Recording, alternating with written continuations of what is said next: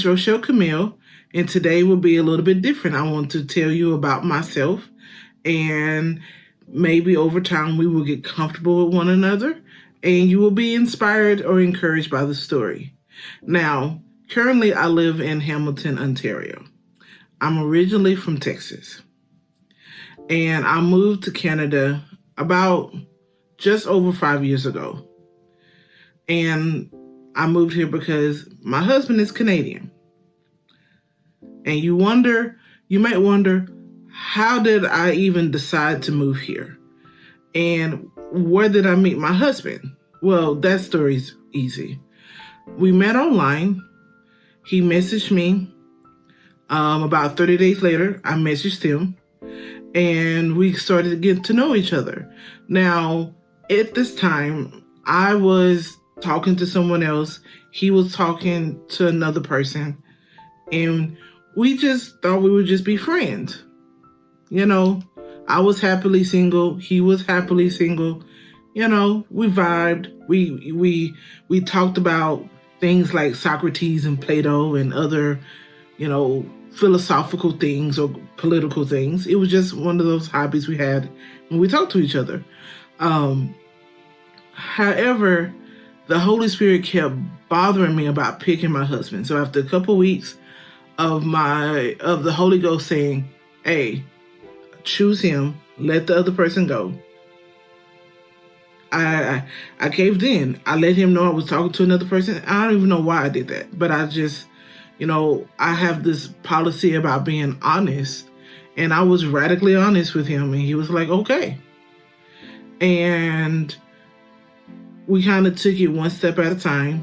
Now, from the time my husband and I met and talked on a video chat to the time we got married is about 10 months. Now, that may seem really fast. And I'm not gonna lie, it was fast. However, we saw God's hand in it. And we just kind of took it one step at a time. He visited me first. Then God provided me a way to visit him, which was, for the most part, my first vacation ever. And it happened to be out of the country. And when we got to the point, do we want to do this? Do we not want to do this? What are we doing here? By this time, my mom had told the whole church and everybody, Rochelle and Thomas is getting married. By the way, my husband's name is Thomas. And I was just like, yo, we haven't even decided that. But she just knew that this was the person. And that was it. Now, at the same time, my mom was having some health struggles. But, I'm thinking everything will eventually turn out the way it's supposed to turn out. And my job was transitioning. And I felt like, okay, what are you doing here, God? Now, when we were praying about will he move to Texas or move to Canada, I prayed and God was like, you're moving. It's going to be cheaper for you to move. It's easier for you to move. And I'm going to take care of you. It will be difficult, but you have my promise. You have my guarantee that you won't be homeless. I'm always with you. I'm going to establish you, and I'm going to make you a bridge. I was like, okay. So I told my husband. So a week or so before my birthday, my mom passed. And that was the week I was also going to be moving. I was moving on September 17th, actually. And my birthday is September 15th. My mom passed on September 7th. And it was hard to still decide to move. But, my mom gave me her blessing. So we did. I moved. My now husband, Thomas, he came down. He was there every step of the way. And by the way, my husband is this Dutch Canadian guy who was raised in private school all the way through college and kind of sheltered compared to me. So for him to be around other parts of my family and all these other things, it was different for him, but he was gracious and patient and all these other things. So we packed up 4 large suitcases that weighed like a total, I think, about 1,000 pounds. And he paid for them to be on the plane with us. And I left on the afternoon of September 17th, 2016. And at this time is the height of the 2016 election. My mom has passed. Like, I'm going through a lot of different emotions. I didn't know what to expect with moving to Canada.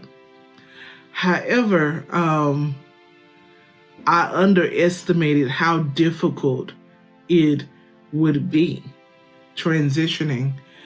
And that's something, that was one of the lessons I learned. Just because God tells you something is going to happen doesn't mean that it won't hurt. It doesn't mean that it's not comfortable. It doesn't mean any of that. It just means that God is with you and you have a guarantee. So with all of this, my husband has not told his family that we're getting married. All they thought, his parents assumed that I just moved there and we're just gonna live together. And I'm like, Thomas, you know my rules.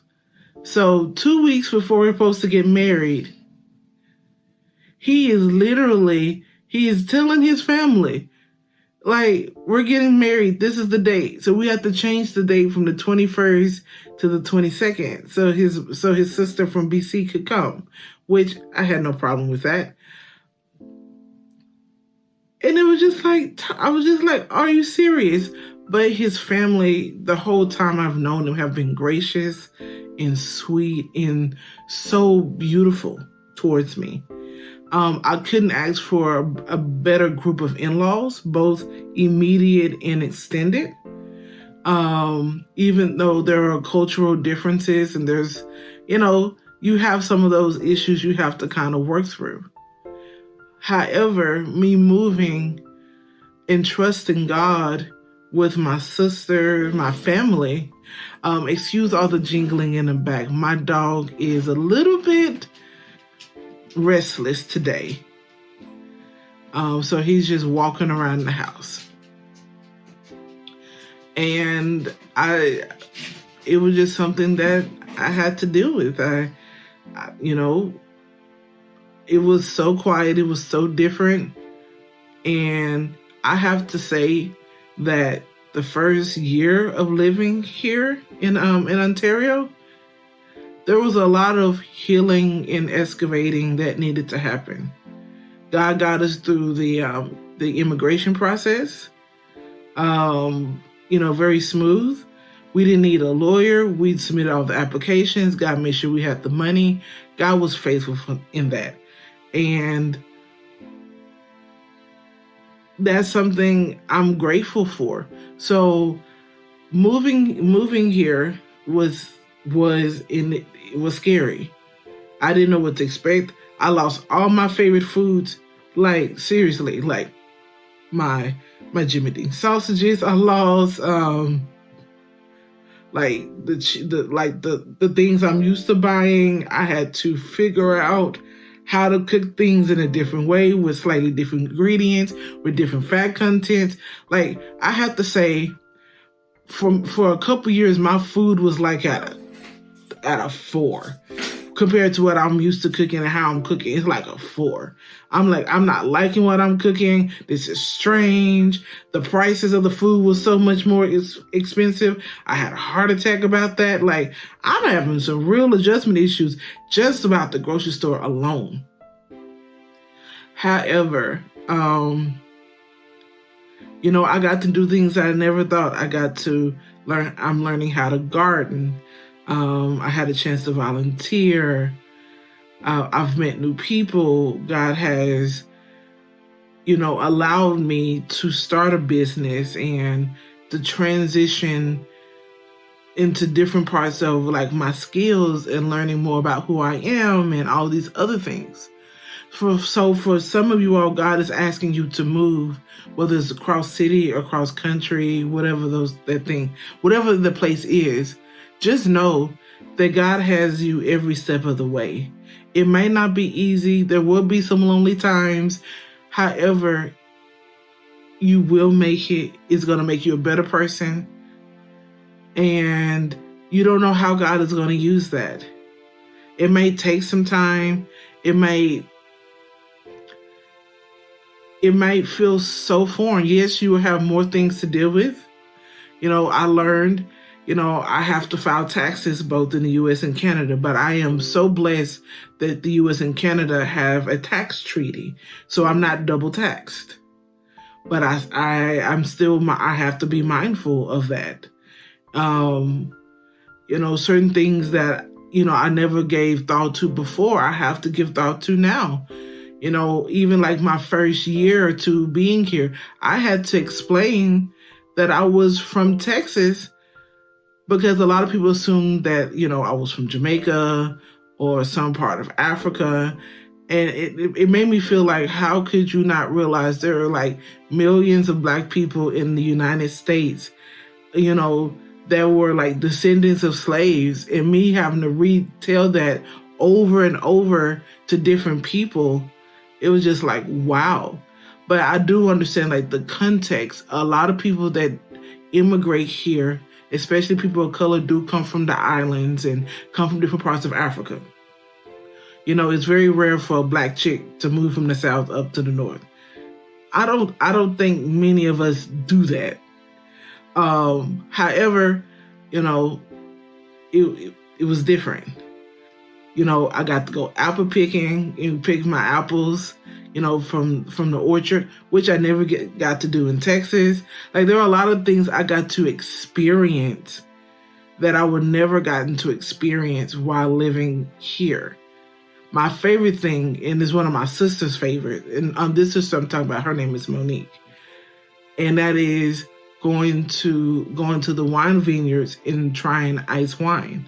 Ice wine is something that is like purely Canadian, and it's where the grapes are left on the vine until they get frozen, until it gets real cold, till they freeze, and they're sweeter. The wine is more expensive because it's fewer grapes, but the wine is so delicious. So yes, I've learned new foods. I have new friends. I'm still transitioning. And I think the biggest lesson that I wish somebody would have told me is that if I would have took better care of my credit, I could have used my U.S. credit and leveraged it to buy a property here in Canada. That is one of the things that I wish I knew. And I hope that you all take from this. Pay attention to your finances. Pay attention to whoever God is asking you to move. What is difference in tax codes, especially if you're moving countries, and what skills and be mindful what skills in that country do they need, because God could be opening you up to a whole new job market, learning new languages. You'd be surprised why God has you to move, but it's mostly because He's sending you there for a purpose. I hope that, you learning a bit about myself encourages you, and to know that always remember here that you are loved, you are being prayed for, and you're seen and heard. Please have a wonderful day.